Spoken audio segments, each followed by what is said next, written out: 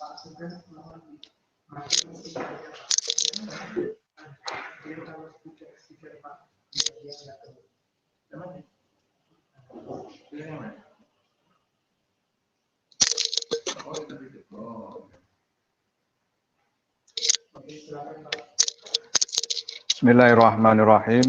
Assalamualaikum warahmatullahi wabarakatuh.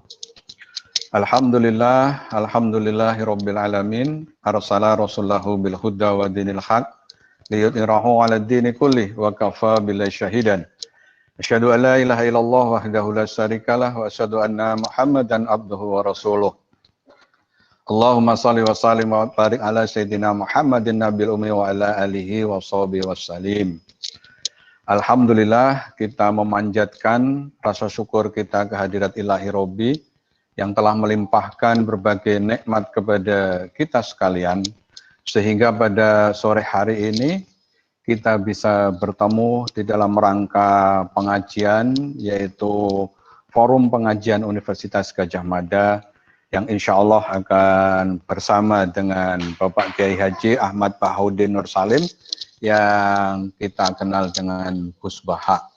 Sholawat dan salam semoga terlimpah kepada junjungan kita Nabi Agung Muhammad Sallallahu Alaihi Wasallam beserta para keluarga, para sahabat, dan insya Allah sampai kepada kita sekalian. Allahumma amin. Untuk memperlancar acara Forum Pengajian Universitas Gadjah Mada, mari kita awali dengan membaca basmalah bersama-sama.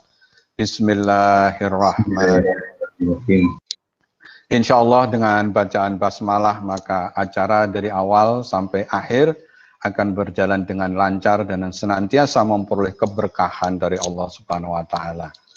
Selanjutnya akan ada sambutan. Sambutan yang pertama akan disampaikan oleh yang terhormat Profesor Nizam selaku Ketua Forum Pengajian Universitas Gadjah Mada. Kepada Profesor Nizam dipersilahkan. Terima kasih Ustadz Sentot. Yang saya hormati Kiai Haji Ahmad Bahoudin Nur Salim, Gus Baha. Yang saya hormati Pak Rektor serta seluruh pimpinan Universitas Gadjah Mada, rekan-rekan dekan dan seluruh sivitas akademika yang berbahagia. Adik-adik mahasiswa sekalian, Assalamualaikum warahmatullahi wabarakatuh. Innal hamdalillah nahmadu wa nasta'inuh asyhadu an la ilaha illallah wa asyhadu anna Muhammadan abduhu wa rasuluh. Allahumma sholli wa sallim wa barik ala Muhammad wa ala alihi wa sahbihi ajmain. Amma ba'du. Sore hari ini alhamdulillah kita semua bisa bersilaturahmi meskipun lewat layar HP, layar komputer, dalam keadaan sehat walafiat, semua dalam lindungan Allah SWT.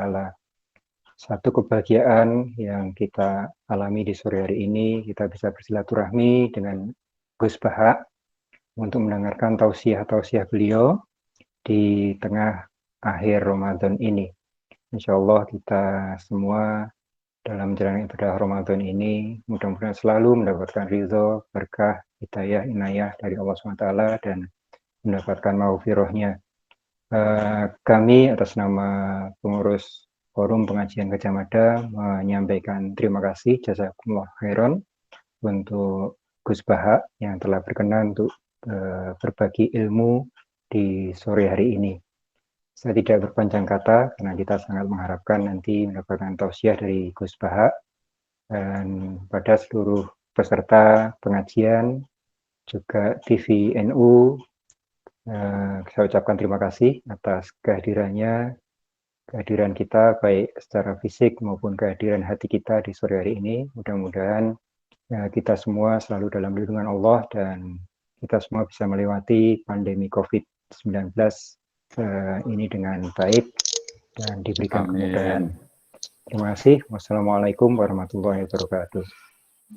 Waalaikumsalam warahmatullahi wabarakatuh. Terima kasih Prof. Nizam atas sambutannya selaku Ketua Forum Universitas Gadjah Mada, Forum Pengajian Gadjah Mada. Selanjutnya akan disampaikan sambutan Rektor Universitas Gadjah Mada kepada yang terhormat Bapak Profesor Panut Mulyono, dipersilahkan. Matur nuwun Pak Ustadz Sentot, Assalamualaikum warahmatullahi wabarakatuh. Alhamdulillahirabbil alamin.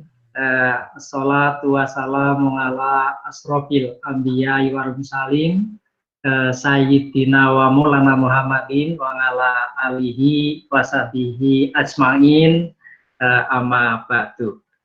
Yang saya hormati dan saya banggakan Gus Baha, yang saya hormati Prof. Nizam, Ustadz Sentot, dan adik-adik mahasiswa, seluruh peserta pengajian, Bapak Ibu Dekan, Bapak Ibu dosen, Bapak Ibu tendik yang saya muliakan.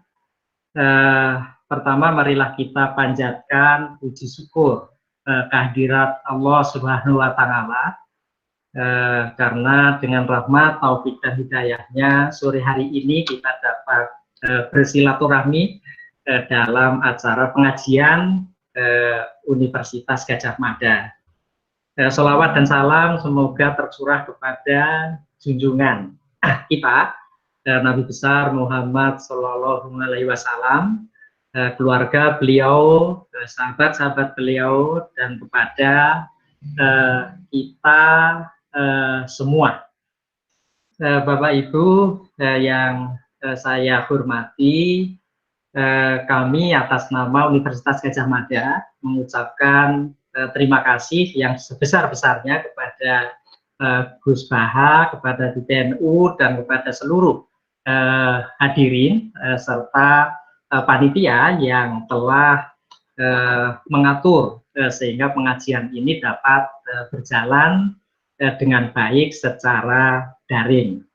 Tentu sore hari ini kita akan mendengarkan tausiah dari Gus Baha yang mudah-mudahan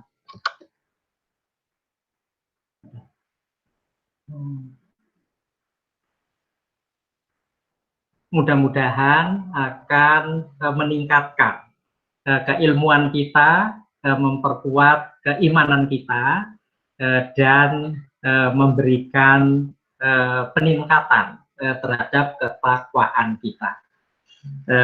Ramadan tahun ini berbeda dengan Ramadan tahun yang lalu karena kita semua berada pada suasana pandemi COVID, sehingga warga bangsa bekerja dan beribadah di rumah. Tidak terkecuali adalah kita menjalankan Ramadan tahun ini dengan beribadah dan juga melakukan aktivitas dari rumah masing-masing. Mudah-mudahan pandemi COVID ini segera berlalu dan kita dapat segera menjalani kehidupan seperti sedia kala. Terima kasih. Amin. Amin. Terima kasih sekali lagi, mudah-mudahan sore ini kita dapat mendapat pencerahan dari Gus Baha untuk peningkatan ilmu kita, peningkatan ketakwaan kita, dan juga peningkatan semangat kita untuk terus mengabdi kepada nusa dan bangsa dengan ridho Allah Subhanahu wa Ta'ala. Hilaf dan salahnya mohon maaf. Billahi taufiq wal hidayah. Assalamualaikum warahmatullahi wabarakatuh. Waalaikumsalam warahmatullahi wabarakatuh. Terima kasih Prof. Panut Mulyono. Doa kita bersama agar kemudian pandemi ini segera berakhir.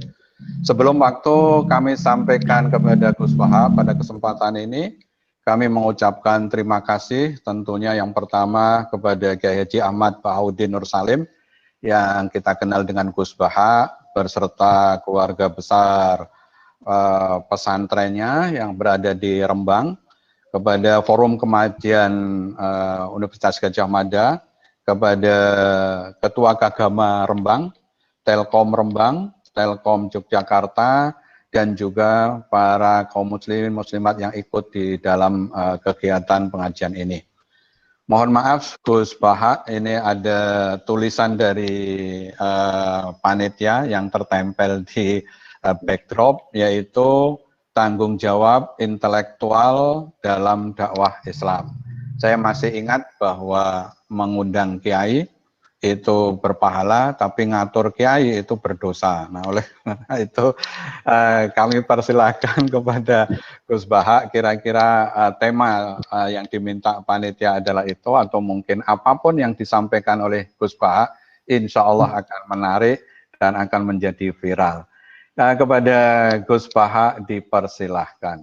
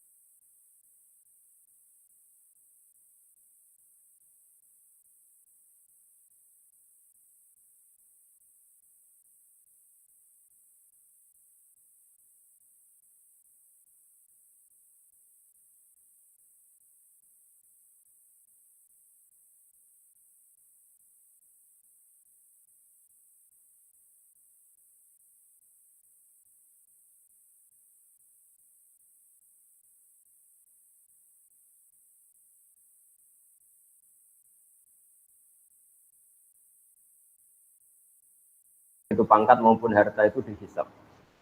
Hingga akhirnya banyak ulama yang milih miskin. Dulu miskin itu pilihan karena takut hisab.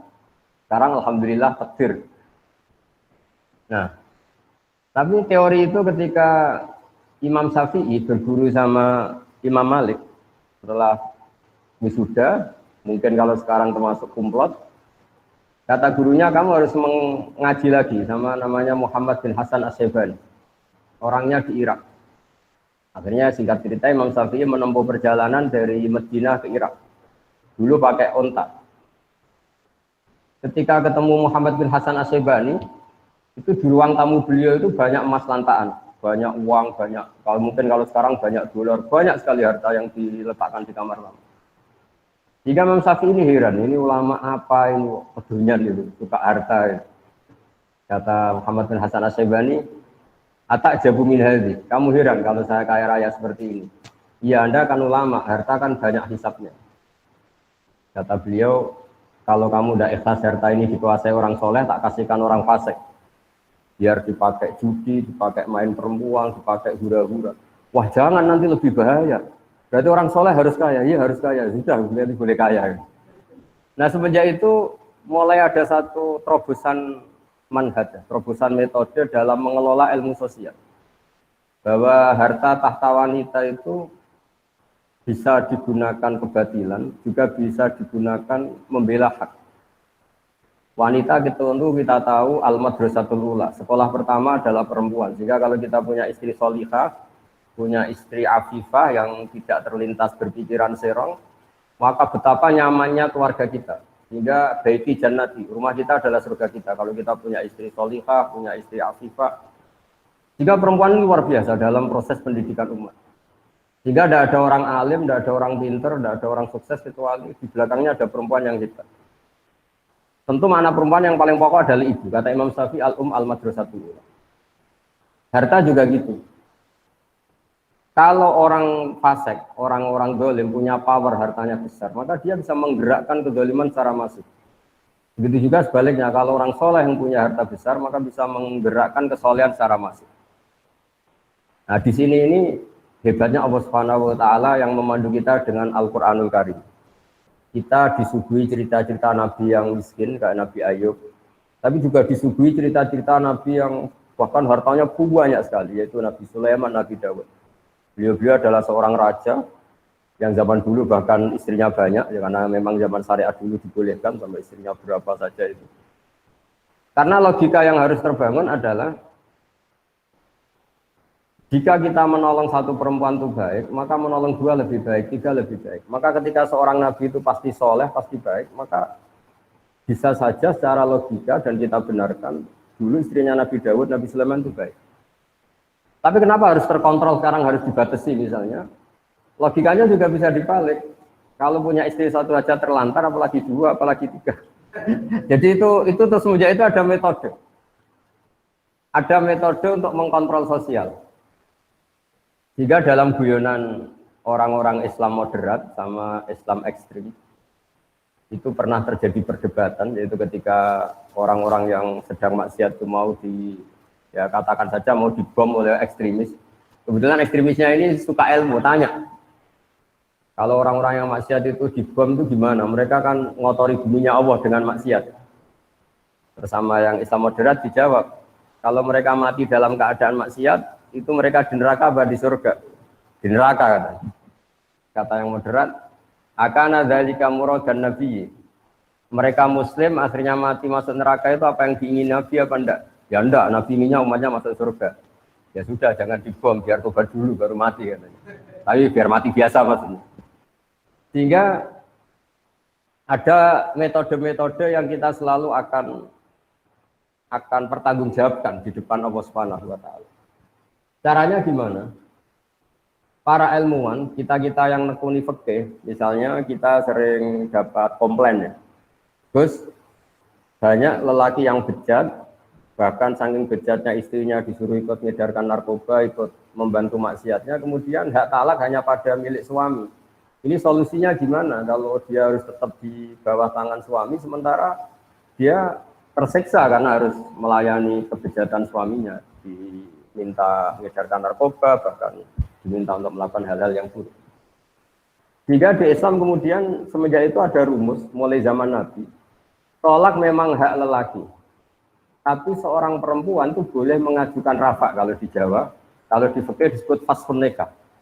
Jadi seorang hakim atau yang punya otoritas wilayah kekuasaan itu boleh memisahkan suami istri jika istrinya tidak kuat, apalagi menyangkut hal-hal yang buruk, yaitu dipaksa melakukan maksiat.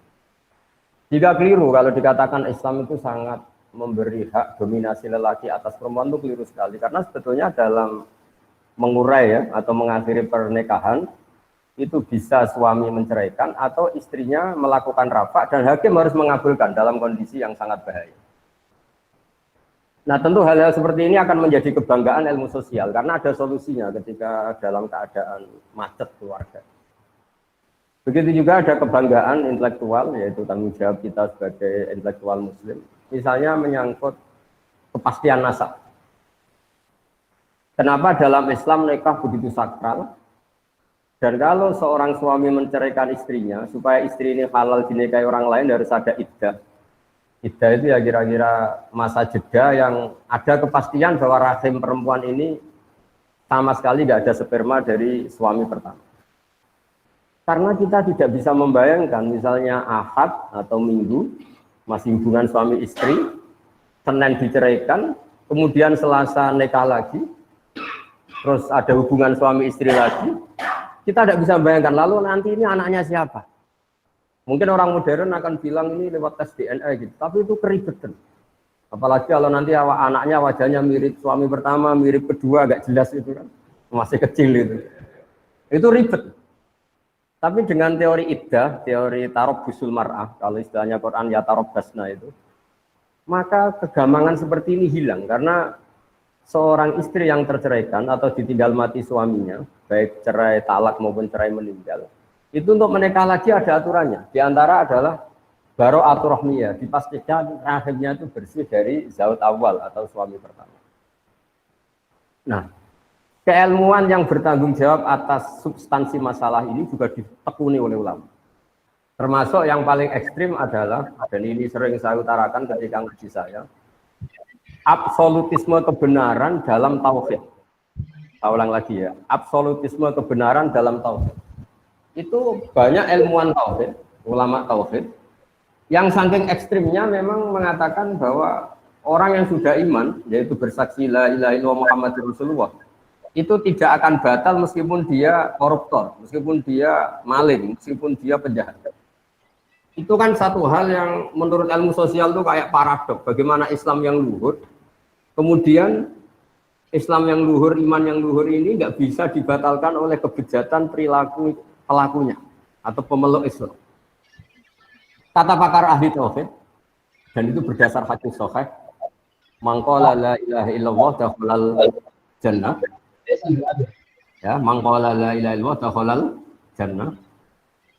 Nabi suatu saat kelihatan senyum-senyum ceria, kemudian ditanya oleh Abu Dzar, kebetulan di pinggir beliau ada Abu Dzar, ya Rasulullah kenapa engkau senyum-senyum?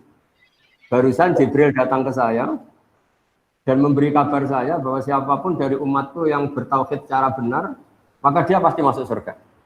Meskipun wa in zana wa in saraka, meskipun pernah zina, pernah maling. Itu Abu Dzar sampai 3 kali tanya, yang benar ya Rasulullah, masa pernah gitu masuk surga? Ya kata Nabi, sampai 3 kali.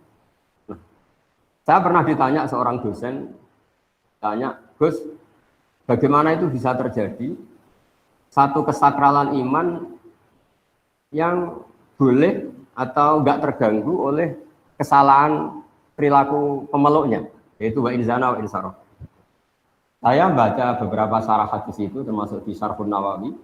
Jawabannya adalah, di sini Nabi sedang menerangkan absolutisme kebenaran. Bukan masalah membolehkan zina apa enggak, tentu zina tidak akan pernah boleh, maling tidak akan pernah boleh. Tapi Nabi ingin mengatakan absolutisme kebenaran itu enggak terganggu oleh pelakunya. Kita yang punya gelar ya bilang 1 tambah 1 2, yang enggak punya gelar ya bilang 2, musuh kita ya bilang 2, rektor Al-Azhar ya bilang 2, anak yang penggembala kambing yang bilang 2, semuanya akan bilang 2, 1 tambah 1 akan bilang 2. Karena kebenaran 1 tambah 1 2 itu enggak boleh bersyarat. Boleh mengatakan 2 kalau Anda rektor, boleh mengatakan 2 kalau Anda soleh. Kalau tidak soleh kamu harus mengatakan 3, tidak boleh. Kebenaran absolutisme harus sah, siapapun yang mengatakan itu. Sama, kebenaran bahwa Allah Tuhan itu selalu sah, siapapun yang mengatakan itu. Bahkan orang yang berkafir 100 tahun, dia kafir, saat itu melafalkan la ilaha illallah maka imannya langsung sah. Padahal berpuluh-puluh tahun dia kafir. Karena kebenaran absolut akan selalu sah tanpa memandang pelaku.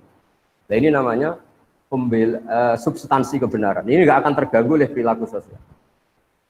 Kemudian ada ulama yang cara berpikir itu sosial. Bahwa Islam itu bisa menarik karena justru aturan-aturannya itu. Kita sebagai manusia tentu suka kalau negara ini tertib, tanpa perzinaan, tanpa maling, tanpa korupsi. Dan Islam alhamdulillah mengharamkan itu semua dan mengancam itu semua dengan neraka. Sehingga karena sisi sosial ini begitu, maka kita alhamdulillah sebagai muslim, hal-hal yang buruk diharamkan, dan di antara ciri Nabi adalah mengharamkan yang haram. Jika kita selalu akan mengharamkan perzinaan, mengharamkan judi, mengharamkan dugem dan sebagainya. Tapi pertanyaannya adalah, selalu ada kebenaran absolut, yaitu iman.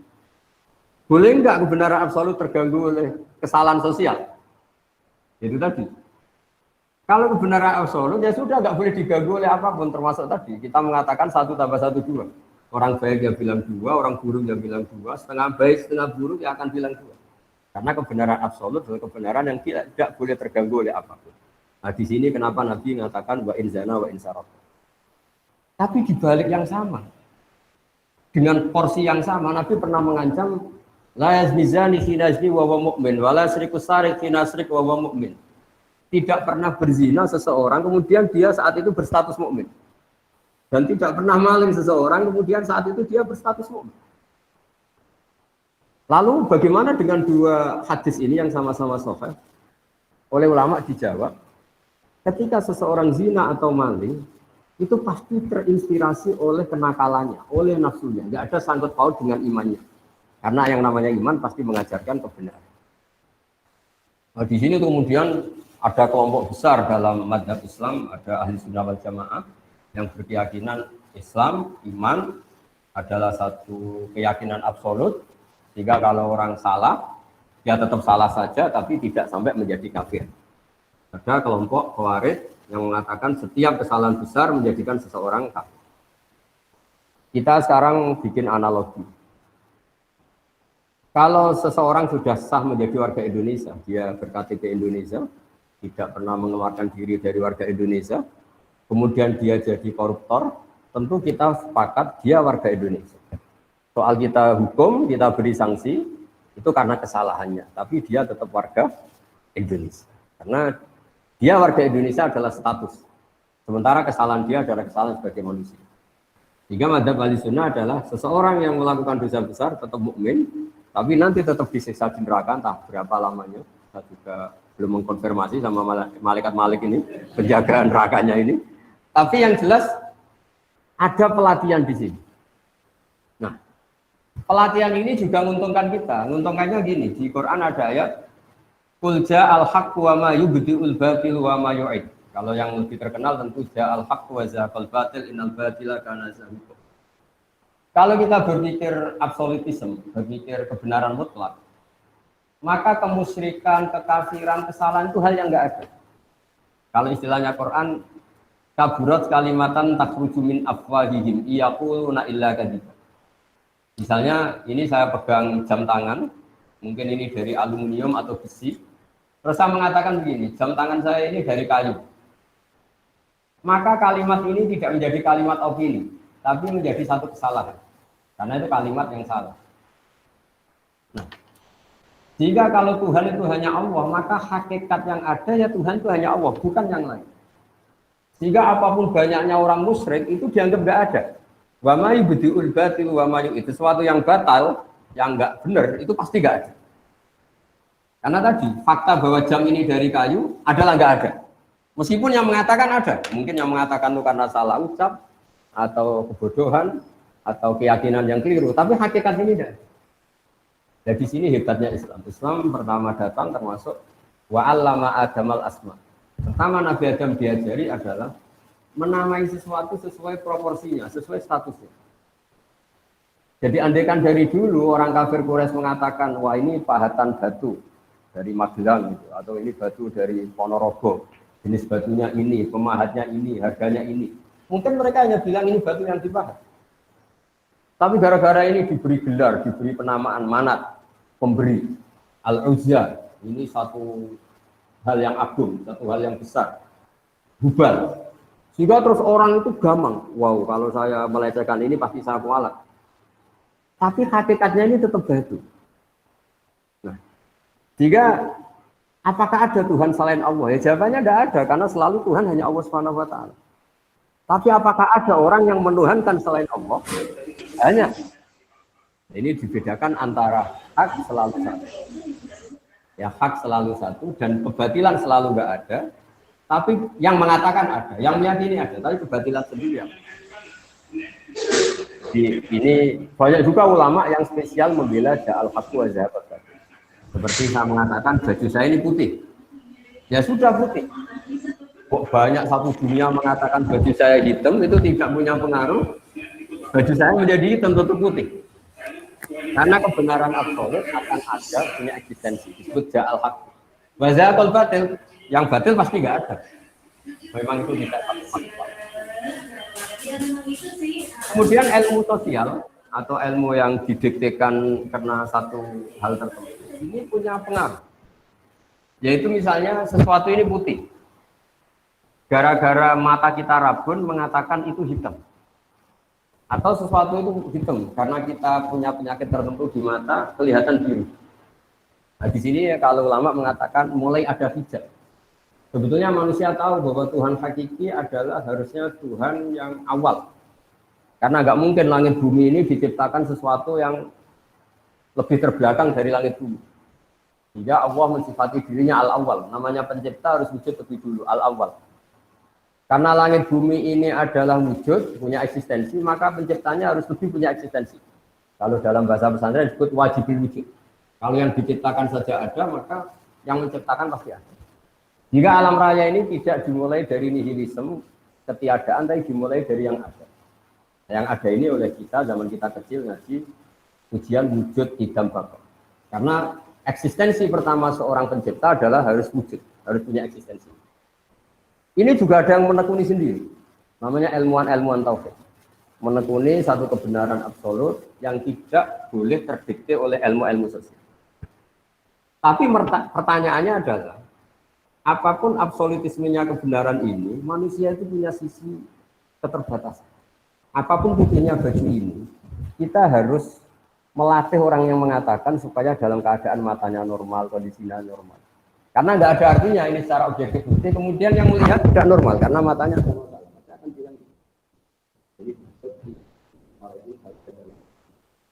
Jadi kalau ada satu kesalahan, pasti ada problem.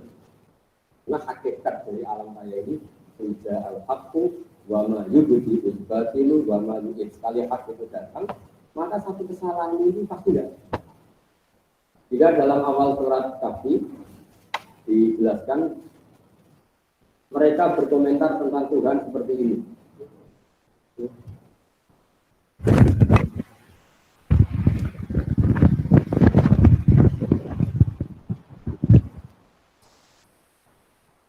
Ya, saya teruskan. Jadi para intelektual ya atau para ilmuwan penjaga kebenaran yang absolut itu adalah cara berpikir bahwa eksistensi kebenaran absolut itu tidak boleh terganggu oleh status sosial. Sehingga seperti yang saya analogikan tadi, orang akan bilang 1 tambah 1 itu pasti 2. Itu tidak dosen, tidak rektor, tidak orang fasik, tidak orang soleh, tidak koruptor, tidak KPK. Karena untuk mengatakan kebenaran yang absolut tidak butuh kesalehan. Siapa saja sah. Di sini hebatnya Rasulullah mengatakan orang kafir 20 tahun atau 100 tahun sekali dia bersyahadat maka Islamnya langsung sah. Tanpa harus dia mensucikan diri dulu, ini itu enggak. Karena ini kebenaran yang absolut. Sehingga keyakinan mainstream ulama seluruh dunia, kalau ada orang muslim melakukan dosa besar maka dia tetap muslim dan dosanya tetap dosa. Tidak boleh orang menjadi kafir hanya karena melakukan kesalahan. Sama, kita selalu warga Indonesia karena ber-KTP Indonesia, berstatus Indonesia, meskipun kita koruptor, tetap kita warga Indonesia. Nah, mulai benar-benar keluar warga Indonesia kalau kita merubah jati diri kita, KTP kita, paspor kita. Sama, kita menjadi kafir kalau sudah merubah Tuhan kita. Dari Tuhan Allah menjadi Tuhan apa, itu benar-benar menjadi kafir. Tapi selagi kita cara bertauhid adalah la ilaha illallah Muhammadur Rasulullah, maka imannya sah. Nah, kemudian yang kedua menyangkut sosial. Tapi dalam mengawal keimanan ini, nggak semudah itu tadi. Kita tidak mudah melatih orang mengatakan baju ini putih, tanpa dia punya perangkat, matanya sehat, kondisinya cerah. Karena untuk mengatakan putih itu butuh kesaksian bahwa itu putih. Dan bisa mengatakan itu putih kalau matanya normal tanpa ada penyakit. Nah, di sini ini terus ada gerakan ulama melawan hijab. Makanya di juz amma itu, di awal-awal kita ngaji juz amma, yang masih juz 30 itu, kalau mengistilahkan orang-orang kafir, kalla innahum ar-rabbihim yauma idzil lamahjubun. Orang kafir itu siapa? Adalah orang yang cara melihat Tuhannya itu ada hijab, ada pembatas. Jika sesuatu yang putih karena dia ada sekat, akan dikatakan tidak putih. Nah, Islam itu agama yang mengajarkan baini wa baina Allah nggak boleh ada hijab. Jika kita diajarkan sholat, diajarkan munajat, diajarkan wiridan, supaya nggak ada sekat bainana wa baina Allah antara kita dan Allah. Diharapkan kalau nggak ada sekat, itu kemudian ada kebenaran hakiki yang kita kenali. Barokahnya mengenali kebenaran hakiki ini, iman kita menjadi mantap. Nah, kalau sudah mantap, itu yang istilahnya Allah dijelaskan, yusabbitu wa'uladina amanu bil qawli tsabiti fil hayatid dunya fil akhirah. Bahwa orang mukmin akan ditetapkan imannya, sebagaimana iman itu sendiri adalah al-qawli tsabit. Memang statement atau satu status atau satu fakta yang nyata. Beda dengan orang kafir ketika misalnya menyembah batu atau menyembah manusia, nanti di akhirat sama Allah dipanggil, Tuhan kamu siapa? Batu Gusti. Tuhan kamu siapa? Manusia ini. Mana itu? Setelah dipertontonkan ternyata mereka ada siapa-siapa. Ini yang disebut mereka didatangkan bersama Tuhan-Tuhan yang mereka sembah. Wadalla anhum ma kanu yaftarun. Kemudian ini semua enggak ada guna. Di sebagai mukaddimah, saya memang orang yang sangat fanatik supaya umat Islam berpikir tauhid secara benar. Dan itu penting sekali karena semua nabi kalau mengistilahkan dirinya itu qul inni ala bayyinatin mir rabbi. Syarat iman itu harus melihat kebenaran itu, orang Jawa itu cetha welo-welo, harus sejelas-jelasnya. Kenapa kita pertama mensifati Tuhan itu wujud misalnya? Karena alam raya ini terlanjur wujud, punya eksistensi. Kan nggak mungkin sesuatu yang wujud kemudian penciptanya sendiri tidak wujud. Itu nggak ketemu akal. Pakai fayakunul adamu yakhluqu mawjudan. Bagaimana sesuatu yang nggak ada, yang harusnya nggak bisa jadi faktor, kemudian menyebabkan sesuatu yang ada. Oh kalau gitu alam raya ini penciptanya atau Tuhannya siapa? Ya sifati saja zat yang wujud. Akhirnya kita nyifati wujud. Berhubung pencipta tentu wujudnya lebih dulu. Akhirnya kita sifati qadim atau awal. Wujud idam atau kidam. Kidam, qadim, awal. Masa pencipta kalah dulu sama yang diciptakan. Kemudian karena pencipta ini super, mesti nggak ada yang mengalahkan. Lalu kita sifati bako atau akhir, nggak akan punah. Wujud, idam, bako. Terus mukhalafatul lil hawadisi. Karena pencipta adalah tidak makhluk, makhluk tidak pencipta, maka semua apa-apanya harus berbeda. Maka kita sebut mukhalafatul lil hawadisi, atau kalau dalam bahasa Quran disebut al-qayyum. Zat yang berdiri sendiri. Sehingga kalau kita di antara doa Nabi katanya ada ayat yang langsung saya ambil dari Aras, yaitu ayat kursi Allahu la ilaha illa huwal hayyul qayyum. Zat yang eksistensinya tidak butuh yang lain. Beda dengan kita. Kalau dalam ilmu tasawuf, apapun hebatnya kita, meskipun kita penguasa dunia sekalipun, itu kalau dalam ilmu tasawuf nggak makan lemes. Bagaimana kita katakan penguasa dunia sementara nggak minum lemes, nggak makan lemes? Kerennya gimana? Kita hanya bergantung sepiring nasi, bergantung segelas air. Tapi kita memaklumatkan diri sebagai penguasa dunia.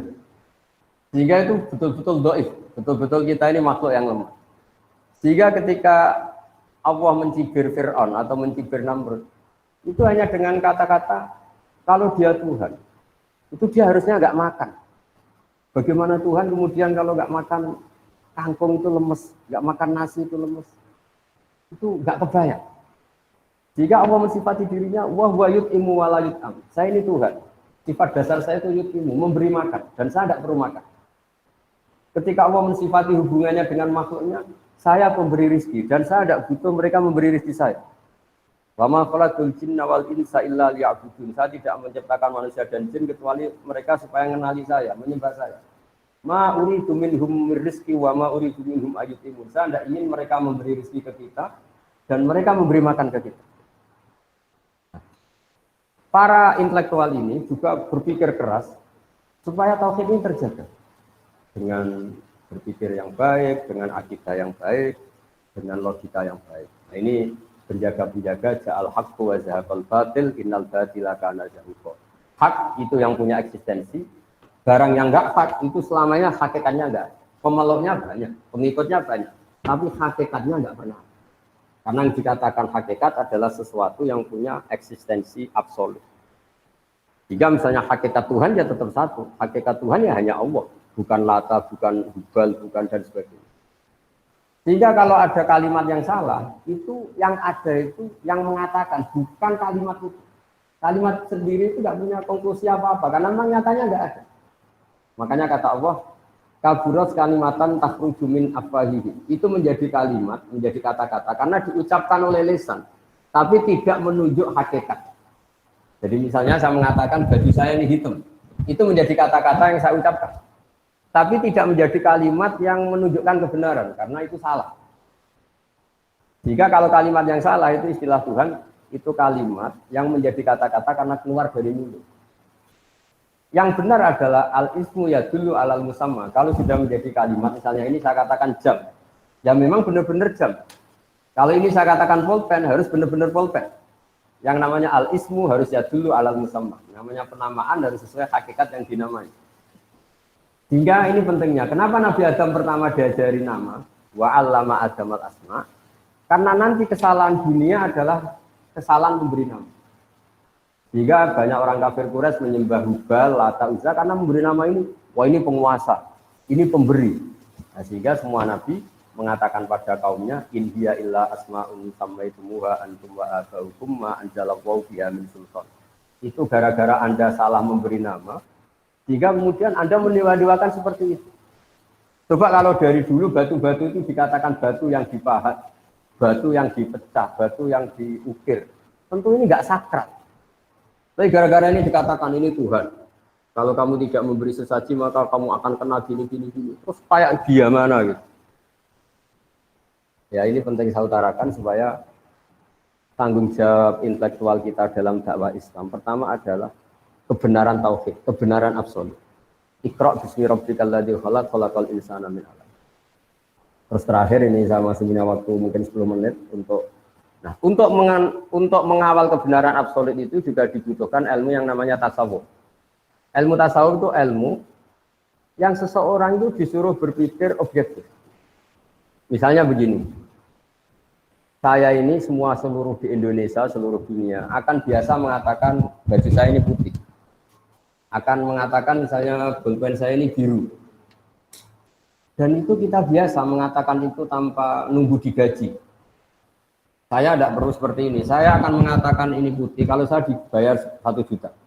Biasa kita ikhlas mengatakan baju ini putih tanpa ada yang bayar 1 juta.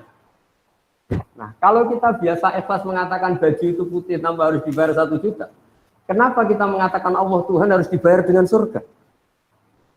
Nah, ini terus orang-orang tasawuf bikin punya gugatannya sendiri. Kita terbiasa mengatakan hakikat ini tanpa presentasi ingin digaji. Kita biasa mengatakan kalau baju saya ini putih, kalau air itu menyegarkan. Beratus-ratus kali, mungkin berpuluh-puluh tahun kita mengatakan kebenaran itu tanpa ingin digaji. Kita mengatakan matahari itu panas, tanpa ada yang gaji, dan kita ikhlas. Tapi kenapa ketika kita mengatakan Tuhan itu Allah dan Allah itu Tuhan, harus digaji dengan surga? Nah itu terus kemudian orang-orang tasawuf punya riwayatnya sendiri. Ketika Allah gojlok sama orang-orang soleh, masyhur itu hadis qudsi. Ada orang-orang soleh ditanya sama Allah, kamu menyembah saya karena apa? Ya karena saya ingin masuk surga ya Allah. Yang satu ditanya, kamu menyembah saya karena apa? Karena saya takut masuk neraka ya Allah. Kata Allah, laulam akhluk jannatan wala naron alam akun ahlan an uto'a. Saya ini Tuhan, berarti kalau saya tidak menciptakan surga, saya tidak menciptakan neraka, terus saya tidak layak ditaati. Nah, terus akhirnya ya tetap harus ditaati ya sudah, berarti karena saya. Nah ini terus ke hakikat. Ya naif kita tadi, kalau kita mengatakan baju ini putih nggak digaji kita mau. Kenapa untuk mengatakan Allah Tuhan harus nunggu digaji? Sehingga orang-orang tasawuf punya sekian cerita, misalnya Nabi Isa jalan-jalan ke satu daerah, situ ada orang yang sangat kurus, sangat karena nggak pernah tidur, kalau siang puasa ditanya, kenapa kamu ibadah sampai seperti itu? Karena kita ingin masuk surga. Terus jalan lagi ketemu orang yang sejenis itu, ditanya, kenapa kamu sampai sekurus itu? Karena kita takut neraka. Terus ketemu kelompok ketiga, wajahnya happy, terus tidak terlalu kurus, konstruksi badannya yang normal semua. Kenapa kamu asik? Karena saya mencintai Tuhan yang punya semuanya. Akhirnya Nabi Isa bilang yang dua kelompok tadi, makhlukon rojautum wa makhlukon fiktum. Kamu yang kamu harap-harap hanya makhluk, yang kamu inginkan juga makhluk, yang kamu takuti juga makhluk. Yang benar ini takut yang punya makhluk itu semua, takut yang punya surga, yang punya. Nah, jadi lewat pengajian ini atau ngaji ini saya karena UGM tentu masyhur ya, terkenal sekali dengan kajian keilmuannya. Saya mohon dalam bertauhid itu harus sampai kul inni ala bayyinati min rabbi, bahwa saya bertauhid itu harus benar-benar punya logika yang absolut, punya logika yang kuat, punya logika yang permanen. Di surat Al-Bayyinah juga diistilahkan lam yakunil ladzina kafaru min ahlil kitab wal musyrikin munfaqina hatta ta'tiyahumul bayyinah. Bainah itu siapa? Rasulun minallah yatslu suhufan mutahharah. Jadi dulu orang-orang kafir itu akan nyaman dengan kekafirannya, nggak pernah tercerabut dari cara berpikir kekafiran. Kita tahu kafir Quraisy itu penyembah berhala dan jumlahnya banyak, ada Lata, Uzza, Hubal, Manat. Itu mereka cara berpikir, ya Muhammad, kalau urusan kita banyak, problem kita banyak, Tuhannya harus banyak dong. Masa problem kita banyak, Tuhannya satu? Itu mereka nggak bisa nerima konsep Tuhan satu. Sampai mereka mencibir Nabi dengan mengatakan aja'alal alihata ilaha wahida inna hadza la syai'un ujab. Masa Tuhan satu, problem kita banyak kok Tuhannya satu, itu pasti tidak cukup. Ya kalau problem banyak ya Tuhannya harus banyak. Terus Nabi dengan sabarnya memberi penjelasan, wahai para orang-orang kafir, kalau kamu jadi buruh punya majikan banyak, kemudian perintahnya beda-beda, itu kamu suka mana? Punya majikan satu yang baik sama majikan banyak yang perintahnya beda-beda. Ya suka satu ya Muhammad. Nah, Nabi menyatakan Tuhan kamu adalah majikan kamu. Kalau jumlahnya banyak yang bingung itu kamu. Terus akhirnya ya mat Tuhan satu aja. Nah, itu terus disebut dorobawu masalah rojulan fihi syuraka'u mutasyabisuna wa rojulan salamal lirrojul. Allah memberi satu analogi, satu orang yang punya atasan banyak sama yang punya atasan satu. Tentu kita nyaman yang punya atasan satu. Dan Tuhan kamu itu atasan kamu. Maka ya sebaiknya satu saja supaya Anda tidak bingung. Yaitu hatta ta'tiyahumul bayyinah. Jadi saya mohon semua civitas akademika UGM juga semua yang suka ngaji bahwa bertauhid itu harus sampai qul inni ala bayyinatin mir rabbi. Bahwa kebenaran harus benar-benar logis, absolut dan tidak boleh tergoyah oleh apapun. Saya kira demikian, mohon maaf. Assalamualaikum warahmatullahi wabarakatuh. Waalaikumsalam warahmatullahi wabarakatuh. Terima kasih pada Gus Baha yang telah memberikan satu pencerahan pada kita berkaitan dengan satu landasan yang paling utama, yaitu masalah tauhid ini. Ustadz, ini ada yang bertanya terkait dengan judul yang disampaikan, yaitu tanggung jawab intelektual. Tentu di sini adalah intelektual Muslim dalam dakwah Islam, yaitu berkaitan dengan kira-kira sejauh mana sih kita ini kemudian memiliki peran dakwah. Karena kalau kita lihat ini Gus Baha ini kan gimana ya, orang yang kemudian begitu rileksnya, begitu enaknya tatkala kemudian menjawab gitu loh. Apakah engkau itu mau berjuang untuk Islam? Itu kan sudah ada tanggung jawab Allah. Nah, tetapi kan kita sebagai seorang intelektual di dalam kampus itu kan ada tadi bahwa kita sebagai seorang Muslim di sisi lain kemudian juga punya kewajiban untuk memberikan value, memberikan nilai yang sekarang itu begitu begitu banyak penawaran terhadap nilai-nilai itu. Kalau kita ingin seperti Gus Baha kan ya tidak mungkin kan gitu loh. Nah, kira-kira balik lagi, kira-kira sebagai seorang intelektual itu bagaimana berkaitan dengan proses tanggung jawab dakwah, berkaitan dengan proses belajar keagamaan. Terima kasih Gus. Oh ya. Jadi memang kenapa saya sering bikin statement Islam itu tidak usah kamu pikir, itu pasti diurusi oleh Allah Subhanahu wa Ta'ala. Sebetulnya itu bentuk counter ya, karena banyak pemikir Islam yang karena mungkin kurang baca atau nekuni Islam, justru gara-gara pikiran dia ini Islam tambah ruwet. Dan reportnya itu diatasnamakan Islam. Jika saya mengcounter itu dengan mengatakan Islam itu tidak usah kamu pikir, karena panduannya jelas. Kita nggak usah mikir Islam pun, kalau sesuai panduan Islam, pasti dengan sendirinya itu dakwah. Karena Islam wajibkan mengajar. Islam mengharamkan kitmanul ilmi, menyembunyikan ilmu. Kalau ada kesusahan, Islam juga mengancam, tidak termasuk umatku, dia tidur kekenyangan sementara tetangganya kelaparan. Tidak termasuk umatku orang yang membiarkan sekelilingnya bodoh sementara dia pinter. Jadi sebetulnya kalau mengikuti panduan-panduan Islam itu bagus. Problemnya kalau hak mikir ini kita berikan sama nyuwun sewu mubalek atau ustadz atau kiai, semua orang akan punya cara berpikirnya sendiri. Dan itu awal dari ikhtilaf kata Nabi, sehingga kita sebagai ulama itu membatasi sekali yang namanya pemikiran. Kita utamakan riwayat, meskipun kita tidak meninggalkan akal. Jadi misalnya begini contoh paling gampang ya. Ada orang dengan pengalaman tertentu, dengan trauma tertentu, kemudian terus pidato begini. Kiai itu harus kaya, dosen itu harus kaya. Kalau dosen tidak kaya, tidak bawa mobil, tidak dihormati mahasiswa. Masa dosen pakai ondel? Ini kan traumanya dia, mungkin dia pernah bawa ondel, ditertawain mahasiswanya atau ditertawain umatnya kalau kiai. Tapi kemudian dia bikin ukuran, untuk bikin ukuran kalau ingin dihormati kamu harus bawa mobil. Pertanyaannya adalah, mana ada target dalam Islam supaya orang dihormati? Target dalam Islam adalah orang nyari ridhonya Allah, bukan ingin dihormati. Nah ini yang kemudian kan tuh jadi lucu, masa orang digerakkan, dia ini harus kaya, kalau nggak kaya nggak dihormati, dosa harus bawa mobil, kalau nggak mobil nggak dihormati. Pertanyaannya, target ingin dihormati ini pikiran Islam atau pikirannya dia? Nah, tentu kita tetap tanggung jawab terhadap perjalanan agama ini, kita memberi kontribusi, tapi dengan cara tadi. Saya ulang lagi, dengan cara riwayat. Kenapa saya katakan dengan cara riwayat? Karena kalau analogi sosial, itu tidak ada selesai. Misalnya begini, saya sering ditanya, Gus, sebaiknya orang itu ramah apa enggak? Misalnya kita punya istri, sebaiknya ramah apa enggak? Itu di Quran itu, ini ilmu sosial ya. Wahai para istri Nabi itu cantik-cantik. Kalau kamu ketemu lelaki lain, itu falah taqdu'na bil qawli. Justru kamu nggak boleh terlalu ramah.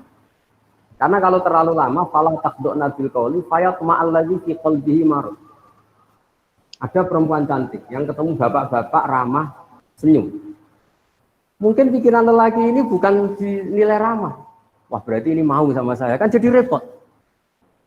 Sehingga kalau ilmu sosial semuanya mungkin ramah yang sesuatu yang baik, tapi orang yang hatinya sakit, ada penyakitnya, kata Allah, fayat ma'alladzi fi qalbihi marad.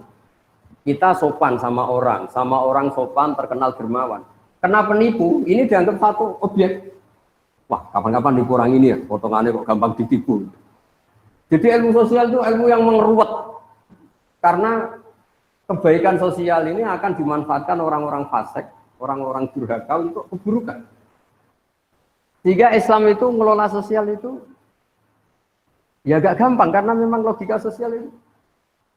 Makanya pertama Imam Syafi'i ngaji Imam Malik itu gejolokannya gini, dan saya mengenang betul gejolokan itu. Ya Syafi'i, wahai Syafi'i, kamu punya 2 pembantu. Terus 2 pembantu ini yang satu kamu cerdas, yang satu ini cerdas, kamu perintahkan ikhla' hadhihi safra. Batu besar itu coba kamu tarik, kamu bongkar. Fa inna tahtaha daban, karena di bawah itu ada emas. Terus yang satu nggak tanya, langsung dibongkar.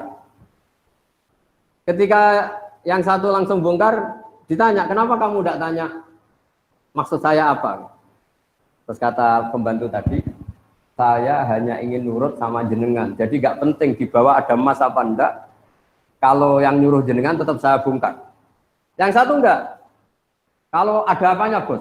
Ada emasnya. Ya sudah saya bongkar. Kalau nggak ada emasnya ngapain? Kamu seneng mana? Kata Imam Syafi'i ya seneng yang loyal tanpa mikir. Kadang kita beragama itu butuhnya itu sami'na wa ata'na. Ya saya ulang lagi, karena sekali semua agama ini dipikir, itu nanti ya repot. Ya tadi misalnya gini, ini yang tren ya di zaman akhir. Kita misalnya mengkaji sholat. Mengkaji sholat itu ada yang fungsinya rukuk begini, fungsinya sujud begini, ini peregangan, ini pernafasan. Lama-lama sholat ini kayak senam yoga. Lama-lama ada yang tanya, banyak yang sholat kok penyakitan, ya enggak sholat kok enggak gitu. Jadi kita sebagai ulama itu mikirnya gini, enggak mungkin Allah bikin gerakan tertentu tidak ada hikmahnya. Tapi jangan sampai hikmah ini kemudian yang menjadi alasan hukum itu. Karena kalau hikmahnya rukuk misalnya peregangan, suatu saat ada gerakan tubuh yang lebih efektif untuk peregangan, lama-lama orang meninggalkan rukuk. Nah, Bapak MC, ulama itu berpikir gitu, jadi berpikir ini nuruti akal apa nuruti logika. Kalau nuruti logika tadi takutnya, misalnya puasa itu supaya sehat. Terus ada orang yang bilang, tapi saya kalau puasa malah sakit. Jadi Nah, makanya dalam sisi ilmu sosial ya, logika sosial itu khazanah kita. Saya mungkin termasuk kiai muda yang punya banyak khazanah tentang dialek sosial yang diajukan Allah Subhanahu wa taala kepada para kekasihnya. Karena tebaannya itu banyak. Jadi misalnya tadi ada seorang rektor atau kiai top atau bos itu selalu mikir sama anak buah. Kemungkinannya ini bukan anak buah karena dipikir majikan tanpa mendelegasikan. Jadi kalau kita terlalu manja sama anak, mikir anak, nanti anaknya seenaknya dia mau mikir bapak. Jadi kalau nggak mikir, anak merasa agak disayang. Ini gimana bapak kalau nggak mikir anaknya? Nah, jadi artinya gini, kenapa saya sering bikin statement, agama itu rasa berpikir supaya Allah. Maksud saya, takut saya pikiran ini menjadi pijakan hukum. Padahal sementara pikiran ini bikinan kita. Bukan ada riwayat bersandar dari Rasulullah Shallallahu Alaihi Wasallam. Kayak tadi misalnya kita ngomong, kalau kiai tidak bawa mobil tidak dihormati, kalau dosen tidak mobil tidak dihormati. Pertanyaannya, mana ada target dalam Islam ingin dihormati? Jadi itu sebetulnya tentang itu, bukan. Tadi kita tetap bertanggung jawab terhadap perjalanan Islam ini, termasuk hikmah-hikmah tadi. Kenapa ada kebenaran absolut yang kita jaga, yang seperti tadi yang saya katakan, tapi juga ada kebenaran sosial yang juga harus kita jaga. Jika ada hadis mangqala la ilaha illallah dakhalal jannah wa in zana wa in saraqa, tapi juga ada hadis la yazni zani fi nazni wa huwa mu'min. Karena ini untuk menjaga keseimbangan antara kebenaran absolut dengan kebenaran sosial. Ya, saya kira demikian.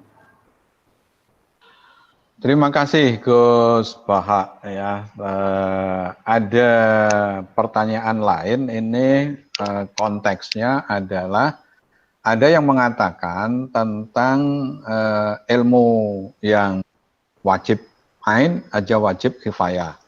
Nah, ada yang mengatakan bahwa yang wajib ain itu adalah ilmu agama. Nah, wajib kifayahnya itu adalah ilmu-ilmu yang lain. Tetapi ada yang membantah. Kebetulan kami ini base camp-nya ada di Fakultas Teknik. Bukankah orang tua itu mengirim belajar ke Fakultas Teknik atau sebaliknya? Kami dari Fakultas Psikologi bahwa wajibnya itu psikologi. Nah, pemahaman tentang ilmu yang wajib ain, wajib kifayah berkaitan dengan tadi tanggung jawab kalau itu intelektual muslim atau mungkin sebagai mahasiswa muslim, itu esensinya seperti apa, Gus? Terima kasih. Saya kira demikian. Jadi kita yang nekuni Al-Quran ya, saya akan nekuni tafsir ya. Sebetulnya dikotomi itu mah nggak pernah ada ya. Misalnya kita yang nekuni ilmu astronomi ya, atau falak ya. Kan lalu misalnya ilmu astronomi dianggap itu ilmu umum. Ilmu geologi juga dianggap ilmu umum. Padahal kita yang nekuni tafsir, itu ya biasa bicarakan misalnya waladzi ja'ala syamsa diya awal qamara nuran wa qaddarahu manazila li ta'lamu 'adada sinin awal hisab. Bahwa Allah yang menciptakan sedemikian rupa bahwa al-qamar rembulan punya sekian manazil, yang dengan manazil itu li ta'lamu 'adada sinin awal hisab. Kamu tahu hitungan waktu. Artinya kalau yang dikatakan Quran pasti itu namanya ilmu agama dong. Tapi disiplin ini kemudian dikatakan ilmu umum.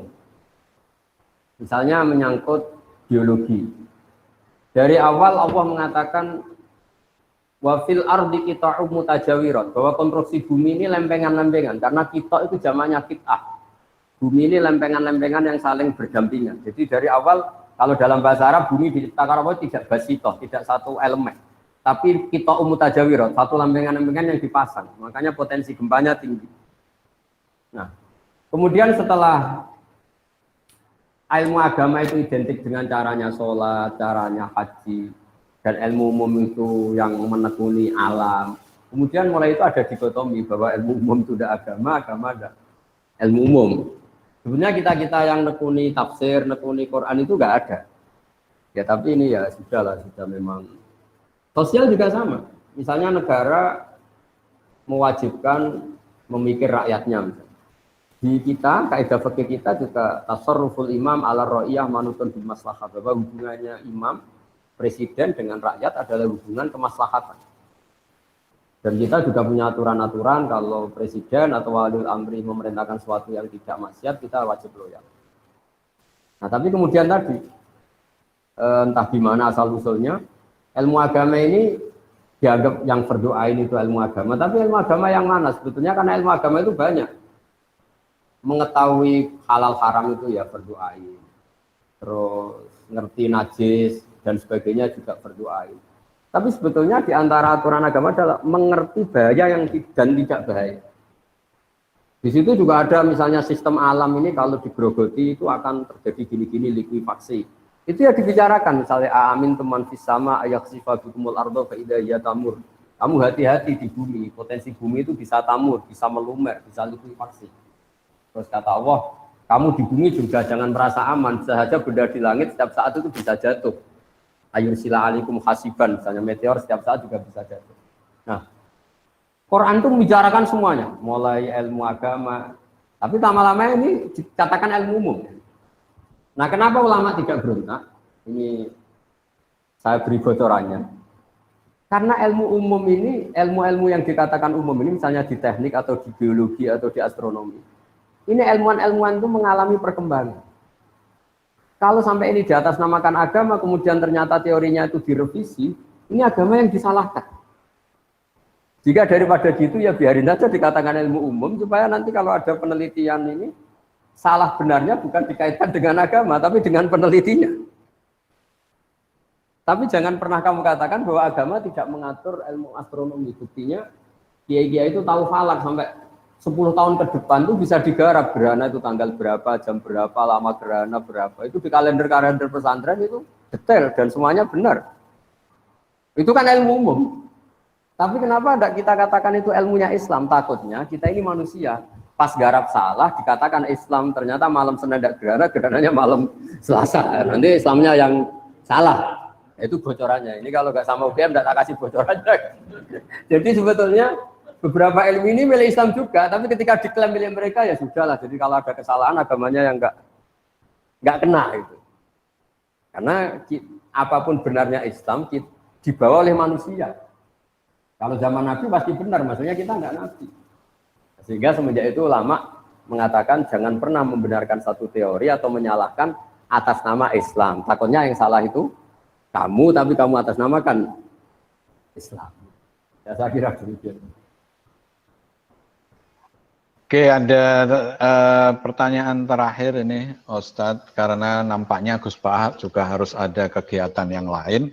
Ini berkaitan dengan masalah tauhid yang absolut tadi. Kemudian beliau bertanya dikaitkan dengan pemahaman kafir yang di suatu saat itu pernah menjadi rame itu loh. Jadi esensinya sebenarnya seperti apa sih definisi atau hal yang terkait dengan kafir yang kemudian dikaitkan dengan surat ya ayyuhal kafirun. Saya kira ini pertanyaan yang terakhir karena Gus Bahak ada kegiatan yang lain. Terima kasih Gus. Ya, saya pikir itu harus dianalisis dengan kepala dingin, dengan analisis keilmuan. Bahwa pengkelompokan itu nggak bisa dihindari, karena itu fakta sosial. Tapi setelah dikelompokkan, tentu kita sebagai muslim yang baik, tetap mengajak pihak yang lain, mengajak siapa saja untuk lebih baik, lebih benar. Jadi misalnya istilah kafir, istilah munafik, istilah apa saja, memang mau tidak mau, memang kita mau tidak mau harus mengelompokkan sesuai pilihan-pilihan orang-orang itu. Tapi itu normal saja secara keilmuan. Tapi Islam selalu waqulu linnasi husna, kepada siapa saja kamu harus berkata-kata yang baik, bermuamalah secara baik. Sehingga misalnya Islam membolehkan perang, itu nunggu udina lil ladzina yuqatalun. Kalau kamu diperangi baru boleh perang. Wa akhrijuhum min haitsu akhrajukum, kalau kamu diusir baru boleh usir. Jadi kalau penstatusan yang seperti itu, ibarat ginilah, kita punya mahasiswa yang nakal ya, yang sering bolos. Ya kita sebut wahai mahasiswa yang bolos. Tapi memang kata bolos itu harus disematkan karena dia sedang berstatus seperti itu. Tapi atas nama kita sebagai orang tua ingin dia lebih baik. Jadi penstatusan itu bukan hal yang harus menjadi pemecah bangsa. Kayak biasa aja. Bahkan kalau kata-kata ahli tafsir mengatakan Allah saking sayangnya sama hambanya, sing kafir wis diceluk dikandani. Jadi itu artinya kan Allah masih memanggil-manggil gitu. Jadi sing kafir wis dipanggil-panggil untuk kembali saking baiknya Allah. Sehingga ya jadi makanya apa ya? Pengkelompokan itu kan ya sudah normal saja. Artinya memang pilihan mereka beda ya, penamaannya juga beda, statusnya beda. Tapi itu tidak perlu menjadi alat konflik.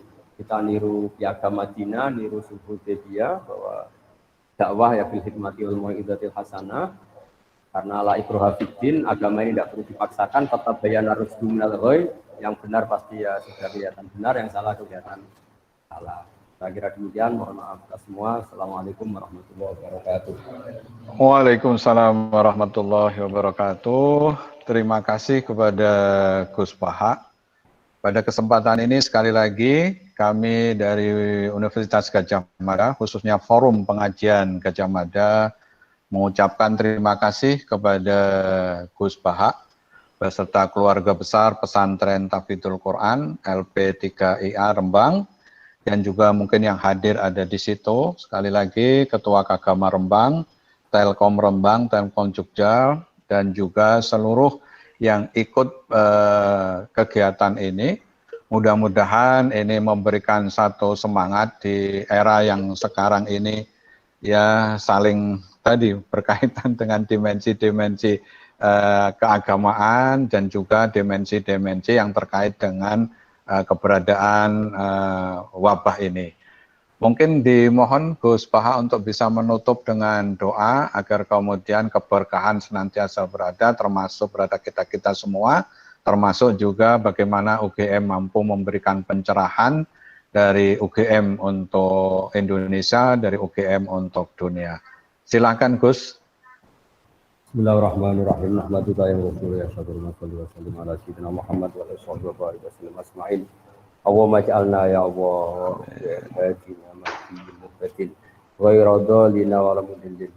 Ya Allah, jadikan kita semua orang yang hadina muhtadin, memberi petunjuk pada yang lain dan kita sendiri dapat petunjuk. Ghayra dhalina wa la mudillin, tidak orang yang menyesatkan dan kemudian menyesatkan orang lain. Allahumma ya wa irham mata habibika Muhammad wa asli mata habibika Muhammad wa tajawaz an mata habibika Muhammad. Allahumma ya ilahana ya Allah, ihdinas siratal mustaqim siratal ladzina an'amta 'alaihim ghairil maghdubi 'alaihim waladdallin. Amin. Nas'aluka bi anna lakal hamda la ilaha illa anta al-hanan al-mannan ya badi'as samawati wal ardi ya hayyu ya qayyum ya dzal jalali wal ikram. Antar syukona ya Allah husnat da'wati ilaika wa husnat tadbirika fi ayat ya Allah. Wa antuqimana fi Indonesia salimin ghanimin mu'afin min kulli bala'in dunya wal akhirah wa sallim al muslimin. Rabbana atina fid dunya hasanah wa fil akhirati hasanah. Sallallahu alaihi wa Muhammad sallallahu alaihi wa sallam. Subhana rabbika rabbil izzati amma yasifun. Alhamdulillahi rabbil alamin. Sirrul Fatihah. A'udzu billahi minasyaitonir rajim. Bismillahirrahmanirrahim. Ya kana na'budu wa la dhalin. Amin. Dengan berakhirnya doa tadi, maka berakhir pula Forum Pengajian Gadjah Mada bersama dengan Gus Baha. Saya yang menghantarkan kegiatan ini, mohon maaf apabila ada hal-hal yang tidak berkenan, ada hal-hal yang kurang. Mari kita tutup dengan doa kafaratul majlis. Subhanakallahumma wa bihamdika asyhadu an la ilaha illa anta astaghfiruka wa atubu ilaik. Assalamualaikum warahmatullahi wabarakatuh. Waalaikumsalam warahmatullahi wabarakatuh.